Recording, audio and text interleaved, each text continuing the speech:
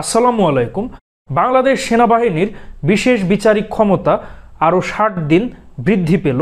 শুধু বাংলাদেশ সেনাবাহিনী নয়, সেই সাথে বাংলাদেশ সশস্ত্র বাহিনী অর্থাৎ সেনাবাহিনী, বিমান বাহিনী, নৌবাহিনী, বিজিবি এবং কোস্টগার্ডে নিয়োজিত সামরিক কর্মকর্তাদেরকে এই বিশেষ বিচারিক ক্ষমতা দেয়া হয়েছে, যেটা গত 15 নভেম্বর থেকে শুরু করে আগামী ৬০ দিনের জন্য এই বিশেষ বিচারিক ক্ষমতা বা ম্যাজিস্ট্রেসি পাওয়ার দেয়া হয়েছে। আজকে আমরা জানার চেষ্টা করব এই বিশেষ বিচারিক ক্ষমতা বা ম্যাজিস্ট্রেসি পাওয়ারে কি কি থাকবে, অর্থাৎ সশস্ত্র বাহিনীর কর্মকর্তাদের এখন কি কি নতুন ক্ষমতা দেয়া হয়েছে।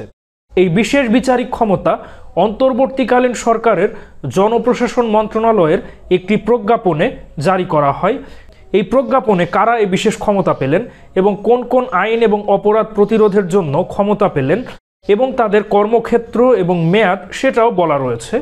বাংলাদেশের ফৌজদারি কার্যবিধির এই 17টি আইনের ধারা অনুসারেই এই বিশেষ বিচারিক ক্ষমতাপ্রাপ্ত কর্মকর্তারা তাদের বিচারিক ক্ষমতা প্রয়োগ করবেন।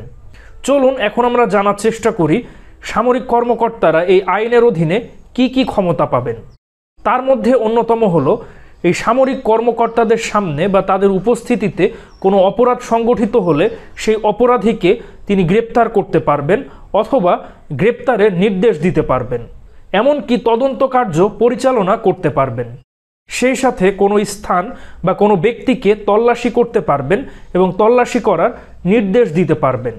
জনসাধারণের শান্তি বিনষ্ট করতে পারে এমন জনসমাবেশ ছত্রভঙ্গ করার নির্দেশ দিতে পারেন, এমনকি সমাবেশে অংশগ্রহণকারীদের আটকও করতে পারেন। সেই সাথে স্থানীয় উপদ্রব, চুরি, ডাকাতি, দখলদার এবং মাদকের বিরুদ্ধে অভিযান পরিচালনা করতে পারবেন। এরকম সর্বমোট 17টি ক্ষমতা এই বিশেষ বিচারিক ক্ষমতাপ্রাপ্ত সামরিক কর্মকর্তাদেরকে দেয়া হয়েছে, যেটা আমি ভিডিও ডেসক্রিপশন বক্সে দিয়ে দিব। সেখান থেকে এই 17টি ধারায় কি কি বলা হয়েছে এবং সামরিক বাহিনী কি কি ক্ষমতা পেল তার বিস্তারিতভাবে পড়তে পারবেন। তো দর্শক মণ্ডলী, সামরিক বাহিনীর এই বিশেষ বিচারিক ক্ষমতা এই বিষয়ে আপনাদের কি অভিমত অবশ্যই কমেন্টে জানান।